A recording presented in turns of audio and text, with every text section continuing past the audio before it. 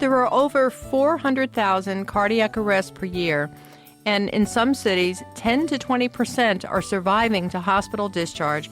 What does this survival teach us? You're listening to ReachMD, the channel for medical professionals.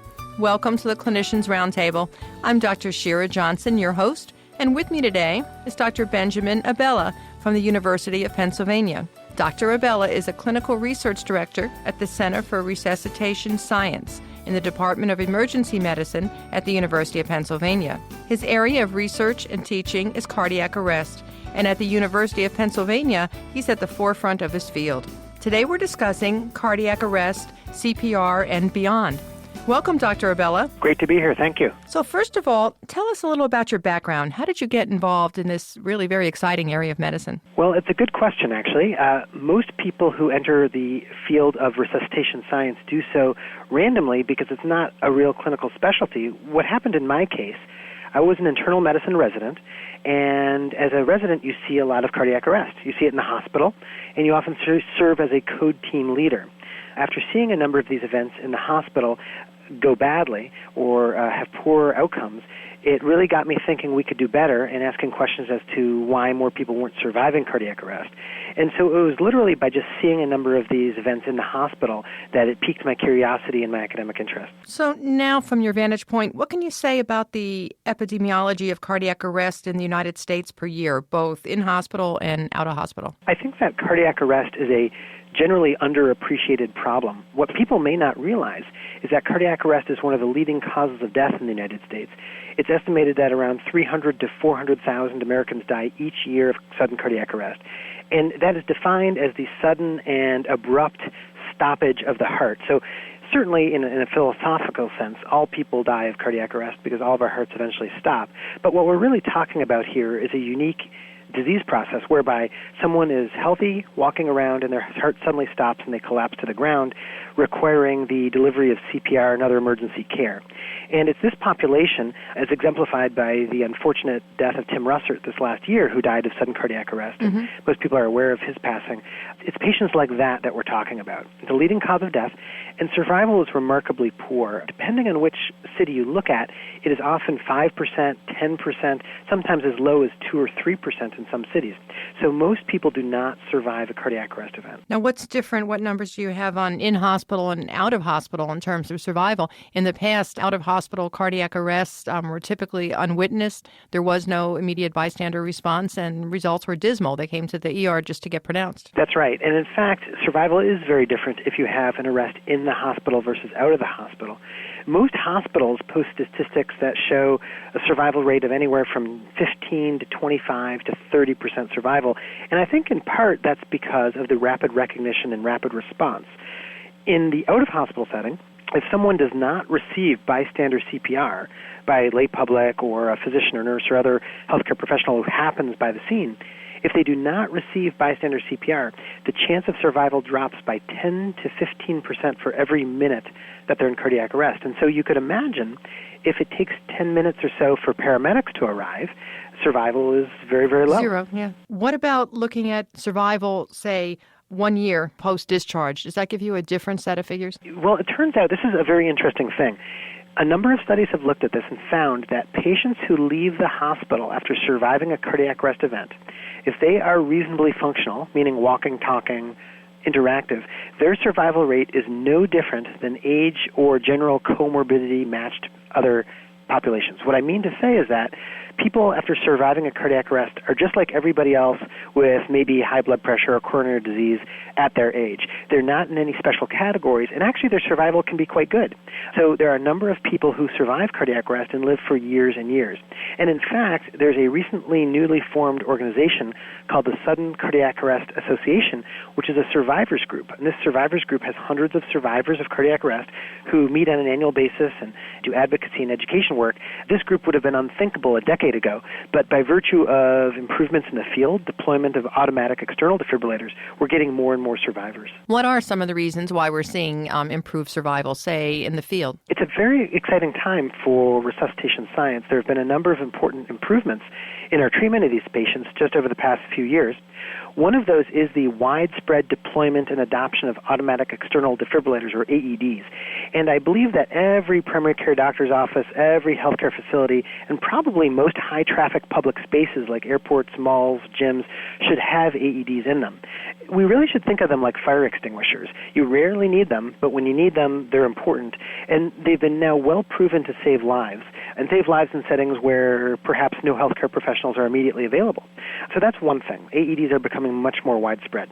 I think another important improvement is actually something we do after initially getting someone's pulse back, and that is this notion of therapeutic hypothermia after cardiac arrest. And this has received some attention in the media. For example, there was a football player recently on the Buffalo Bills who received therapeutic hypothermia. Now, he didn't have a cardiac arrest. He had a spinal cord injury, but nonetheless, it's entered the public sphere. The notion is if someone gets their pulse back, if you cool them down, whole body cooling to about 32 degrees Celsius, not Fahrenheit, so that's about 90-something degrees Fahrenheit, for 24 hours, their brain has a much better chance of recovery, as does their overall survival. I want to get back to the hypothermia as well, but getting back to your first remark about the AEDs that we see everywhere, are people using them? I mean, they are everywhere, and if you're a health professional, you'd grab them. Do you have any experience or any anecdotes about people that actually saw them, pick them up, and use them? Because that's my fear, is people will be, if they're not trained on them, they might be more reluctant. It's a very important question to ask whether people would actually use an AED or do CPR, for that matter, when called upon. We do not have, unfortunately, good data on responder willingness to use this equipment. When you do survey studies, most people say they'd be willing to use it. Of course, in a moment of crisis, it's a very different matter altogether. We do know that there are a number of people in almost every city in America that have been saved by AEDs. We don't have a great sense of a willingness to use, although I would say this: if an AED is placed in a fairly public place where there's a lot of potential responders, almost certainly it'll get used, because usually there's always a few people in the crowd who are either paramedics, nurses, an odd doctor or two at the airport, for example, who will step forward and use it. Whether or not a building of lawyers without a nurse or doctor present Good example. would jump in and use it, I don't know. One would hope they would. Well, they'd probably fill out a contract first or disclaimer. Yes, there might be some disclosures involved. But in all seriousness, the other question is the use of CPR. And actually, that one is even more challenging. Using an AED doesn't involve that much direct patient contact, but ask someone to perform mouth-to-mouth on a stranger, and that's altogether a different question. Now, there's an important thing I should tell listeners about that has come about just in the last few years, the notion that we may not need mouth-to-mouth resuscitation, that pushing on the chest may be sufficient. This is a very exciting new development in bystander CPR.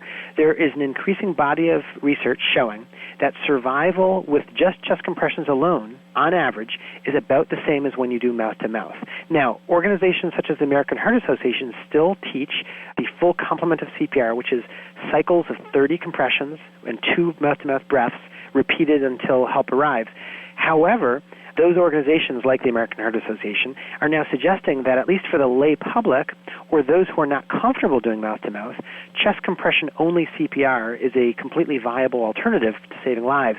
And I'm actually fairly enthusiastic about this because I know just how much people don't want to do mouth-to-mouth. So if we could get more people doing CPR by telling them, look, just push on the chest, we might save a lot more lives. If you've just joined us, you're listening to the Clinicians Roundtable from ReachMD, the channel for medical professionals. And I'm Dr. Shira Johnson.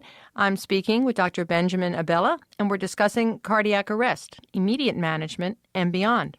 So getting back to your other point, I know a lot of research is done at Penn. Have you guys looked into this hypothermia? Was that part of your work at Penn? Yes. So we have a number of active programs involving therapeutic hypothermia here at Penn.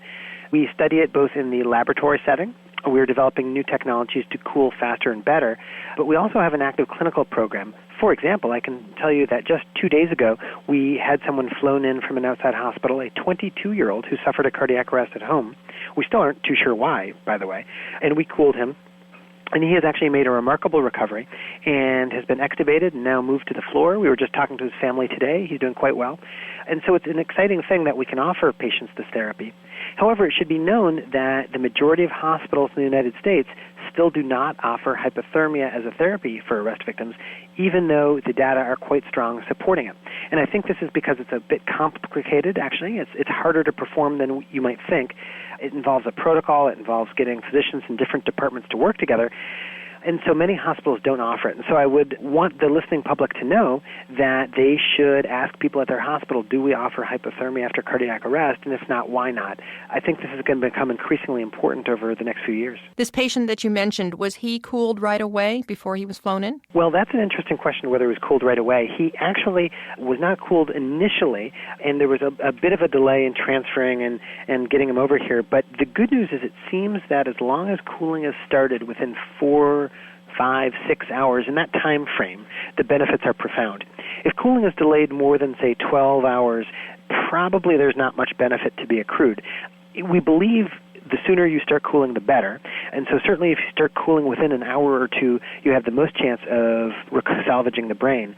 On the other hand, 3, 4, 5 hours, it all fits within the data that we know from clinical studies that hypothermia can improve both survival and neurologic outcome. Is cooling difficult to carry out? You mentioned a protocol, and I too would be concerned that smaller and medium-sized hospitals may not be jumping to do this right away. Teaching hospitals certainly, but... Well, that's right. And in fact, there are some proposals being discussed at the American Heart Association and other organizations about whether or not we should be even having a standard that all hospitals should do this. Maybe smaller hospitals should be referring these patients and flying them in, sort of along the lines of a level 1 trauma center model.